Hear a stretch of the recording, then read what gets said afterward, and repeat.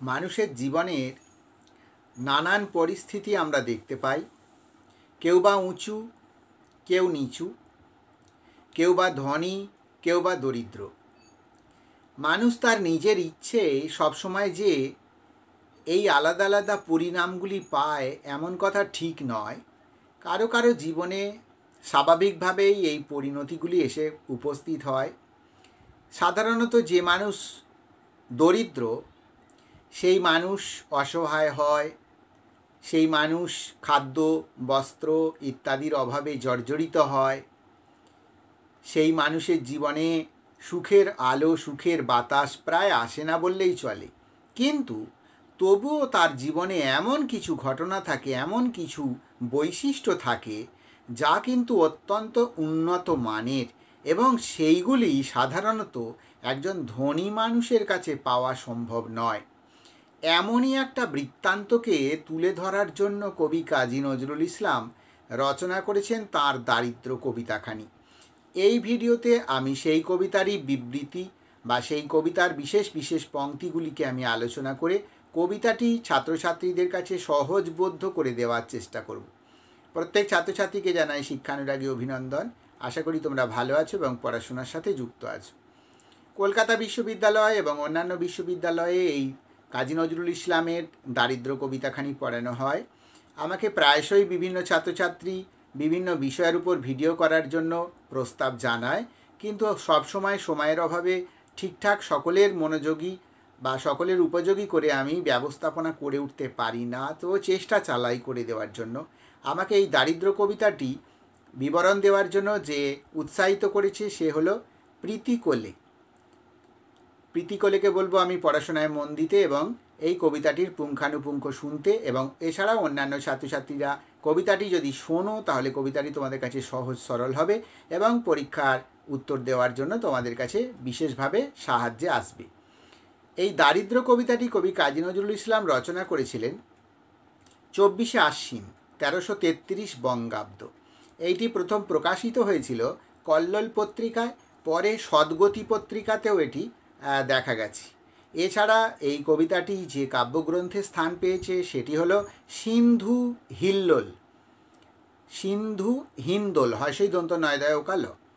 কাজী নজরুলের এই কাব্যের মধ্যে এই কবিতাখানি স্থান পেয়েছে। কবিতাখানির প্রত্যেকটি পংক্তি আমি বিবরণ দিতে দিতে বলতে বলতে যাব, এবং সেইটি তোমরা ভালোভাবে খেয়াল রাখো, তাহলে সমস্ত প্রশ্নের উত্তর দেওয়াই সম্ভব হবে। প্রথমেই কবি বলেছেন যে হে দারিদ্র তুমি মোরে করেছো মহান। আমরা যদি একটা 3 ঘন্টার বক্তব্য রাখি এই পংক্তিটার উপরে, শুধু এই পংক্তিটার উপরে, তাহলেও মনে হয় বক্তব্যটা শেষ হয় না। কেন না, দরিদ্র যে পরিণতি তাকেই আমরা বলতে পারি দারিদ্র। দারিদ্রতা যখন মানুষের কাছে এসে পৌঁছয় তখন কিন্তু মানুষ অন্যান্য কতকগুলি সদ্গুণ বা সৎ বৈশিষ্ট্যের ধারী হয়। যে মানুষের কাছে দারিদ্রতা রয়েছে তার মন উদার হয়, সেই মানুষ অন্যের সেবায় ঝাঁপিয়ে পড়ে, সেই মানুষ মহানুভবতা দেখাতে পারে। তুমি মোরে দানিয়াছ খ্রিস্টের সম্মান। আমরা জানি যীশু খ্রিস্ট তার জীবন বিতরণ করে, জীবন বলিদান দিয়ে মানুষের মঙ্গলের জন্য তিনি সাধনা করেছিলেন, এবং তিনি পৃথিবীতে বহু মানুষের জীবন পথকে পরিবর্তন করতে এবং তাদের আচার আচরণের মধ্যে অনেক পরিবর্তন আনতে সহায়ক হয়েছিলেন। সেই রকমই একজন দরিদ্র মানুষও সেই রকমভাবেই নিজের জীবনকে বিলিয়ে দিয়ে অন্য মানুষের কাছে অনেক বেশি মাঙ্গলিকতাকে আনতে পারে। আর কি হয় না, কণ্টক ও মুকুট শোভা। আমরা জানি মুকুট মানুষ মাথায় পরিধান করে তার সম্মান প্রদর্শন করার জন্য, সম্মান প্রকাশ করার জন্য, কিন্তু সেই মুকুটের যদি কাঁটা লাগানো থাকে তাহলে ভিতরে যে যন্ত্রণা অথচ বাইরে যে প্রকাশ সেটা আমরা দারিদ্রতার মধ্যে দিয়ে দেখতে পাই। দিয়াছ তাপস। তাপসকে না, যে তপস্বী, যে তপস্যা করে, অর্থাৎ যে নিজের ভোগ সুখ ইত্যাদি থেকে বঞ্চিত থাকে, সেই রকমই জীবন আচরণ করতে হয় এই গরিব মানুষকে, দরিদ্র মানুষকে। উদ্ধত উলঙ্গ দৃষ্টি। উলঙ্গ দৃষ্টি মানে আমরা যা কিছু দেখি তাকে যদি স্পষ্ট করে দেখি, স্পষ্ট করে শুনি, স্পষ্টতার মধ্যে দিয়ে আমরা বিবেচনা করি, তাকে এখানে উলঙ্গ দৃষ্টি বলা হচ্ছে। অর্থাৎ রেখে ঢেকে চাপা দিয়ে না, প্রকাশ পরিষ্কারভাবে যদি সমাজের সমস্ত কিছু বিষয়বস্তুর দিকে আমরা নজর দিই, মানুষের ভালো মন্দের দিকে নজর দিই, সেখানে কোনো আমাদের রাখা ঢাকা বা চাপা থাকবার ব্যাপার নেই, সেখানে কোনো তোষামোদি ব্যাপার থাকবে না। সেই রকম ভাবে মুক্ত হয়ে সমস্ত জিনিসকে বিবেচনা করবার কথা কবি বলছেন। আর বলছেন বাণী ক্ষুরোধার, আমাদের যে বাণী, আমাদের যে প্রকাশ, সেটা যেন এমন হয় সেখানে কোনো আমাদের অপরকে তোষামোদে ভাব দিয়ে যেন লেখা না হয়। যে কথা আমরা বলবো সেটা সমাজের সত্য কথা, সেটা চিরাচরিত কথা, সব মানুষ জানে তার সত্যতার বিবৃতিটুকু, এবং সেটাই আমরা বলবো। তখনই আমাদের বাণী হবে ক্ষুরের মতো ধার, অর্থাৎ ক্ষুর যেন একটা অস্ত্র যেটা দিয়ে মানুষ বিভিন্ন কাজকর্ম বা চুল দাড়ি কাটার কাজে ব্যবহার করে, সেই ক্ষুরের মতো ধার হবে আমাদের বাণী। আর কি, বাণী মোর সাপে তব হলো তরবার। কবি কাজী নজরুল ইসলাম কোনো কথাকেই বলতে ভয় পাননি, ব্রিটিশ সরকারের বিরুদ্ধে তীব্র প্রতিবাদ করতেও ভয় পাননি। তিনি জেলে গেছেন, তিনি শাস্তি পেয়েছেন, তাকে অনেক টানাহেচড়া করা হয়েছে, তবুও কিন্তু তিনি কোথাও পিছিয়ে থাকেননি। তাঁর স্বতঃস্ফূর্ত বক্তব্য, তাঁর নিজের মনের কথা, তাঁর নিজের প্রতিবাদ তিনি কিন্তু সোচ্চারভাবে সবাইয়ের সামনে তুলে ধরেছেন। তার জন্যই তাকে জীবনে এত দুর্ভোগ পেতে হয়েছে। সেইটাকে কবি বলছেন যে আমি যদি দরিদ্র না হতাম, আমি যদি ধনী মানুষ হতাম, বা যে কোনো ধনী মানুষ যখন হয় তাকে তখন অনেক কিছু সমঝে চলতে হয়, কিন্তু যার হারাবার কিছু নেই, যার সব অলরেডি হারিয়েই গেছে, সেই মানুষ কিন্তু কোনো কিছুর জন্য ভয় পায় না। সে তখন তীব্র প্রতিবাদে ঝাঁপিয়ে পড়তে পারে তার সংগ্রামের পথে। কবি এখান থেকে এই কথাটাকে উল্লেখ করবার চেষ্টা করেছেন। পরে বলছেন অকালে সুকালে মোর রূপ রস প্রাণ। আমরা জানি মানুষ যদি দারিদ্রতায় নিমগ্ন থাকে তাহলে তার সৃজনের সক্ষমতা থাকে না। সে যে নূতন কিছু একটা আনবে, নূতন আলো জাগরিত করবে, তার ক্ষমতা তার থাকে না। সে তার নিজের ইচ্ছা, অভিলিপ্সা ইত্যাদিগুলিকে অকালেই গলা টিপে হত্যা করতে বাধ্য হয়। শীর্ণ করপুট ভরি সুন্দরের দান, যতবার নিতে যাই হে বুভুক্ষ তুমি, অগ্রে আসি করপান।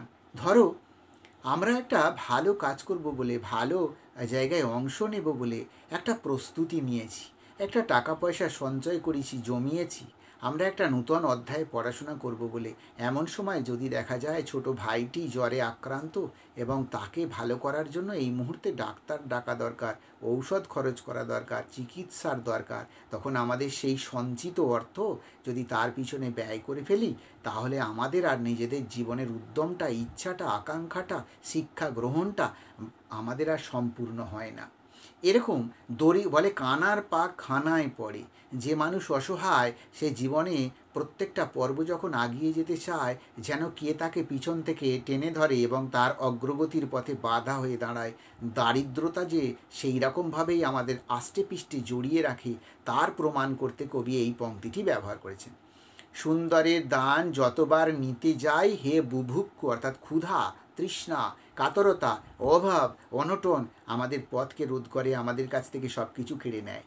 অগ্রে আমি করপান, তাই আমি যাওয়ার আগে আমার ক্ষুধা কিন্তু আমার আকাঙ্ক্ষাকে পান করে শেষ করে দেয়, অর্থাৎ আমার চাহিদা কিন্তু আমাকে সেই পথে যেতে বাধা সৃষ্টি করে।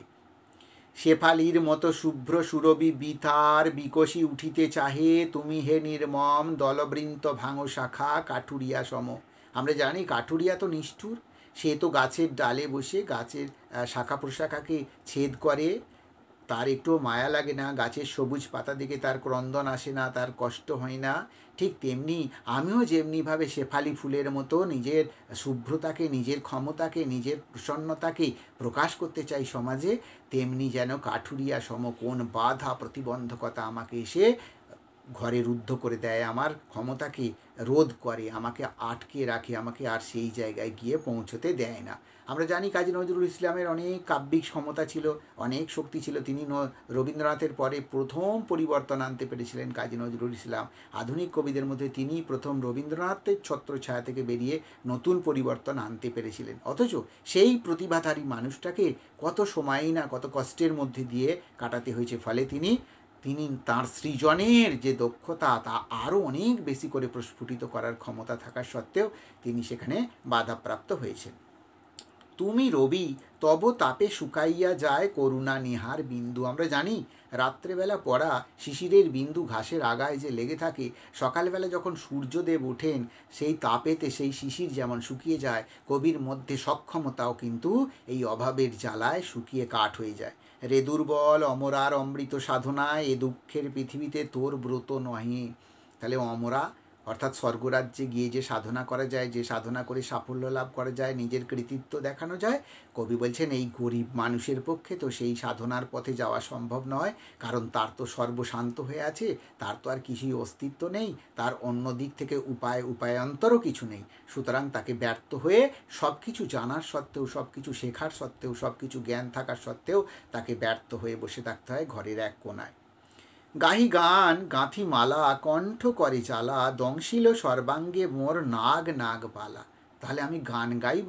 গানের মধ্যে দিয়ে কি করে মানুষ? মনের অন্তর ইচ্ছাকে প্রকাশ করে, অন্তর বেদনাকে প্রকাশ করে, অন্তর খুশিকে প্রকাশ করে। কিন্তু আমি যে সেই গান গাইব, আমার দেহের মধ্যে নাগ শক্তি অর্থাৎ সর্পদংশনের যে বিষ জ্বালা তা যে প্রচণ্ডভাবে আক্রমণ করেছে, তার প্রভাবকে কাটিয়ে উঠে আমার পক্ষে আর প্রকাশ করা সম্ভব নয়। সেই দারিদ্রতা কবিকে আষ্টে পিষ্টে জড়িয়ে রেখেছে, যেখান থেকে মুক্তি পাওয়ার মতো সক্ষমতা, মুক্তি পাওয়ার মতো তীব্র তেজ কবির মধ্যে প্রকাশ পাচ্ছে না। কবি তাই নিজেকে পিছিয়ে নিয়ে যাচ্ছেন, নিজেকে আগিয়ে নিয়ে যাওয়ার স্থান তিনি পাচ্ছেন না।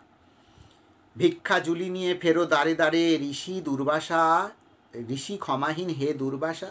তাহলে ভিক্ষার জুলি নিয়ে ঋষি দুর্বাসা দরজায় দরজায় ফেরেন, কিন্তু যখনই তিনি মানুষের কোনো রকম হটকারিতা দেখেন, মানুষের কোনো রকম অবহেলা দেখেন, তখনই তিনি তাকে অভিশপ্ত করেন। ঠিক তেমনিভাবে কবি বলছেন আমিও যেন তেমনিভাবে অভিশপ্ত। আমার জীবনের অগ্রগতিতে যতবারই নতুন নতুন অধ্যায় রচনা করতে যাই, সেখানে আমি যেন অভিশাপ পেয়ে ফিরে আসি। দুনয়ন ভরি রুদ্রহান অগ্নিবাণ আসে রাজ্যে মহামারী দুর্ভিক্ষ তুফান। কে যেন একটা অভিশাপ দিচ্ছে দুটো চোখ ভরে। আর এই সমাজের মধ্যেও কি আসছে? মহামারী আসছে, তুফান আসছে, ধ্বংস আসছে, আক্রমণের তার তীব্রতা সমাজকে ভেঙে টুকরো টুকরো করে দিচ্ছে, সমাজের মানুষগুলোকে সব কিছু কেড়ে নিয়ে নিঃস্ব করে দিচ্ছে। কবি বলছেন সেই নিঃস্বতার পরিবেশে আমার মতো মানুষও ব্যর্থ হচ্ছি নিজের সৃষ্টির কৌশলকে ধরে রাখতে। এরপর আছে বিনয়ের ব্যভিচার নাহি তব পাশ, তুমি চাহ নগ্নতার উলঙ্গ প্রকাশ। তাহলে বিনয় নেই, কার মধ্যে নেই? দারিদ্রতার মধ্যে নেই। অর্থাৎ একটা মানুষ অনেক দিন কষ্ট করেছে, অনেক দিন অসহায় ছিল, অনেক দিন অসুবিধার মধ্যে কাটিয়েছে, তবে একটু বিনয়ের দ্বারা, একটু দয়ার দ্বারা, একটু আর্দ্রতার দ্বারা সেই মানুষটার জীবনে একটু সুখ আনি, তা কিন্তু করে না। অর্থাৎ যে দিনের পর দিন কষ্ট করছে, দিনের পর দিন যন্ত্রণা ভোগ করছে, তার যন্ত্রণার শিখা যেন আর শেষ হচ্ছে না, সে যেন কষ্টের করাঘাত থেকে আর রক্ষা পাচ্ছে না। সংকোচ সরম বলে জানো না কো কিছু, উন্নত করিছ শির সর মাথা নিচু। তাহলে সংকোচ জানে না। সংকোচ তো হয় আহা এত বড় একটা খারাপ কাজ করলাম, আর কখনো করব না। সাধারণত যেমন সংকোচটা থাকা উচিত প্রত্যেকের মধ্যে, দারিদ্রতার মধ্যে কিন্তু সেই সংকোচ নেই। সে অহরহ বেদনা দেয়, অহরহ কষ্ট দেয়, মানুষের জীবনে দুর্ভিক্ষের স্রোত, নদীর স্রোত বইয়ে নিয়ে যায়, কিন্তু সেখানে একটুখানি শ্লথ গতি সে আনে না, সে একটুখানি থামায় না, নিজেকে একটুখানি সংবরণ করে না। মৃত্যুপথ যাত্রী দল তোমার ইঙ্গিতে নিত্য অভাবের কুণ্ড জ্বালাইয়া বুকে সাধিতেছে মৃত্যুযোগ্য পৈশাচিক সুখে। তাহলে অহরহ মানুষের মৃত্যু হচ্ছে। কি মৃত্যু? জীবন থেকে বিদায় নেওয়ার মৃত্যু শুধু নয়, মানুষের যার যা করার ক্ষমতা, মানুষের যার যা করবার প্রবণতা, সেখান থেকে যখন সে ব্যর্থ হয় সেটার নামও কিন্তু মৃত্যু। তাহলে মানুষ তার সৃজন থেকে পিছিয়ে পড়ছে, অর্থাৎ মৃত্যুর দ্বারে গিয়ে সে পৌঁছচ্ছে, তার সক্ষমতা হারাচ্ছে, সেটার কথা কবি বলছেন। দারিদ্রতার মধ্যেই এটা হয়। কবি এখানে একটা বিশিষ্টতার দিক দেখাতে চেয়েছেন যে যৌবন কাল হচ্ছে সৃজনের সময়। সেই সৃজনের সময় যদি আমরা শুধু দুমুঠো খাবারের জন্য লড়াই করি, তাহলে পরে আমাদের সৃজন শক্তি অস্তিত্ব পাবে কোথায়? সৃজন শক্তি স্বতঃস্ফূর্তভাবে প্রকাশ পাওয়ার সুযোগ পাবে কি করে? সেই সৃজন শক্তি যখন গলা টিপে আমরা তাকে রোধ করবার চেষ্টা করি বা মেরে ফেলতে বাধ্য হই, তখন আমাদের সমাজ সভ্যতার নতুন সৃষ্টির আলোকধারা আর প্রকাশ পাওয়ার সম্ভাবনা থাকে না। লক্ষ্মীর কিরিটি ধরি ফেলিতেছ টানি ধুলি তলে। তাহলে লক্ষ্মী, আমরা তো প্রায়শই নতুন নতুন প্রচেষ্টা দিয়ে, নতুন নতুন উৎসাহ দিয়ে অনেক কিছু গড়ে তোলবার চেষ্টা করি। সেই গড়ে তোলবার চেষ্টার সামান্যতম যখন সঞ্চয় করি, তখন দেখা যায় আবার একটা দারিদ্রতার দাপট, আবার একটা দারিদ্রতার কষ্ট আমাদের সামনে এমনভাবে এসে উন্মুক্তভাবে প্রকাশ পেয়েছে যে আমরা বাধ্য হই সেই লক্ষ্মীর ঝাঁপিকে তখন আবার কারো কাছে বন্ধক রেখে বিক্রি করে তাকে ক্ষয়ের দিকে টেনে নিয়ে গিয়ে সেই দারিদ্রতার গর্তটিকে পরিপূর্ণ করার জন্য। মানুষের অসুখ, মানুষের বেদনা, মানুষের দুঃখ, মানুষের কষ্ট, মানুষের এমন এমন অবস্থায় এসে পৌঁছয় যে কষ্ট থেকে রেহাই পাওয়ার জন্য আমরা অনেক সময় এরকম সম্পদের ভাণ্ডারকে বিসর্জন দিয়ে আমরা হারিয়ে যেতে বাধ্য হই। সারদার বাণী তারে করাঘাত হানি সারদার বাণী বিনা তারে, বিনা মানে বিনা অর্থাৎ যে বাদ্যযন্ত্র, তার যে তার, সেইখানে করাঘাত হানছে সারদা। সারদা মানে সরস্বতী। করাঘাত আর কি সুর বাজাতে চাহ গুণী, যত সুর আর্তনাদ হয়ে ওঠে শুনি।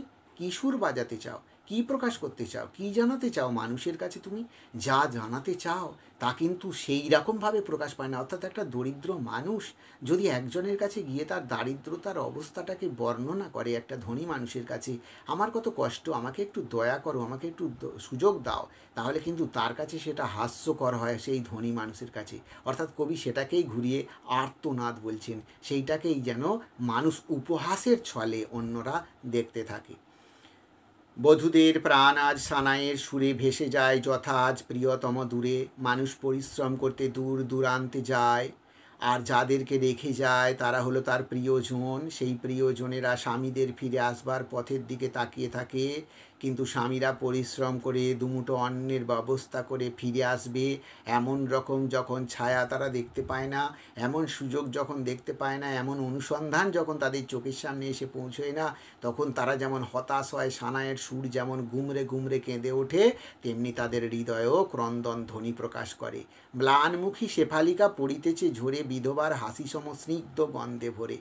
তাহলে আমাদের যখন অসহায়তা, তখন আমরা এমনই মুখের, আমাদের কালিমালিপ্ত মুখ, দুঃখে পরিপূর্ণ মুখ এমনভাবে মানুষের কাছে প্রকাশিত হয় যেন বিধবার যে কষ্ট যন্ত্রণা ভিতরে ভিতরে মানুষ একেবারে তপ্ত হয়ে যায়, ভিতরে ভিতরে সে একেবারে মৃত্যু পথযাত্রী হয়ে যায়, তেমনি যেন আমাদের দারিদ্রতা, আমাদের অসহায়তা, আমাদের অভাব আমাদেরকে সেই পথে নিয়ে যায়। আপনার অগোচরে গেয়ে উঠি গান আগমনী আনন্দের।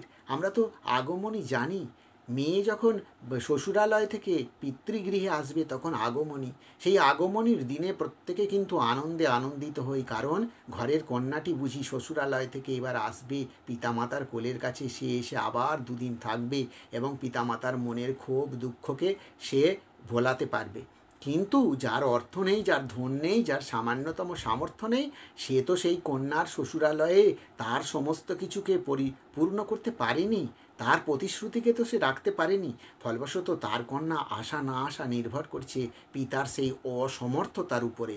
সুতরাং সেই পিতা শুধু মনে মনে কান্না ছাড়া আগমনীর গানেতে নিজেকে ভাসিয়ে দিতে বা নিজে আনন্দ পেতে সমর্থ হয় না। পুষ্পাঞ্জলি ভরি দুটি মাটি মাখা হাতে, ধরণী এগিয়ে আসে দেয় উপহার, ও যেন কনিষ্ঠা মেয়ে দুলালি আমার। যারা শ্রমজীবী মানুষ, দিনান্তে শ্রমের মাধ্যমে এই পৃথিবীকে করে তুলেছে সৌন্দর্যের অমরাবতী, সেই শ্রমজীবী মানুষ মাটিকে দুই হাতের মধ্যে নানান মূর্তি দিতে দিতে পৃথিবীর ধারক বাহক হয়ে উঠেছে। মানুষের খাদ্য, অন্ন, বস্ত্রের একমাত্র প্রতিভু সৃষ্টি করতে পেরেছে। সেই মানুষগুলোর কাছে এই পৃথিবী কিন্তু কনিষ্ঠা কন্যার মতো।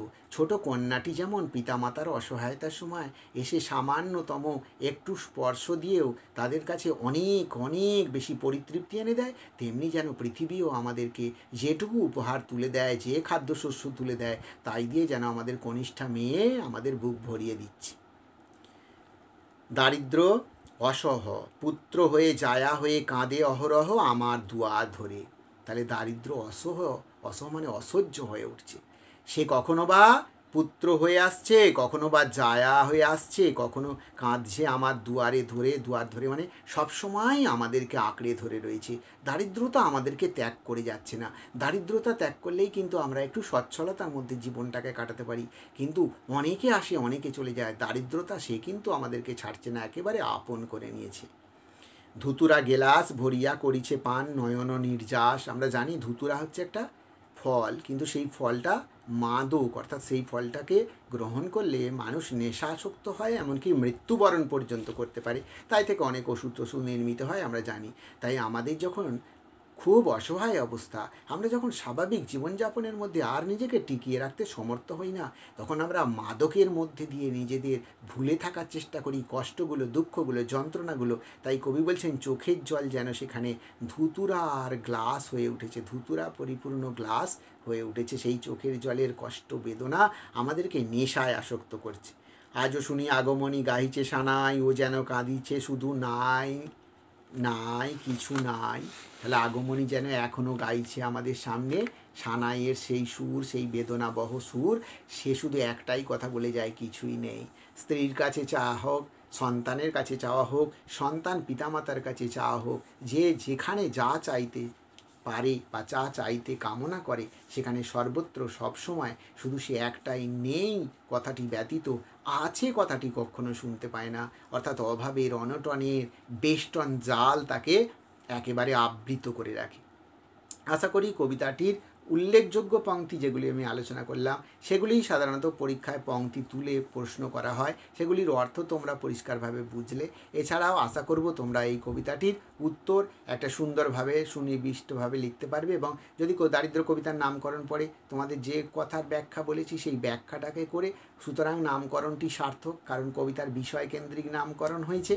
কারণ এই কবিতার মধ্যে যে বিষয়কে প্রকাশ করা হয়েছে, অর্থাৎ দারিদ্রতা অসহ্য একটা যন্ত্রণা, দারিদ্রতা মানুষের কাছে একটা অভিশাপ, দারিদ্রতা মানুষকে প্রচণ্ড পরিমাণে কষ্ট দেয়, দারিদ্রতা মানুষকে আগিয়ে যেতে বাধাপ্রাপ্ত করে, তার যে বিবৃতি সেটাকে লিখে, সুতরাং দারিদ্রতার মধ্যে দিয়ে মানুষের জীবনের কি অসহপরিণতি সেইটাকে কবি যেহেতু এই কবিতায় উল্লেখ করেছেন, তাই নামকরণটি কবিতার সার্থক হয়েছে। এরকম তোমরা উত্তরে বলতে পারো এবং সুন্দর করে একটা উত্তর নিজেরাই লিখতে পারবে যদি এই ভিডিওটি 2-4 বার নিজেরা ভালো করে মন দিয়ে শুনতে পারো।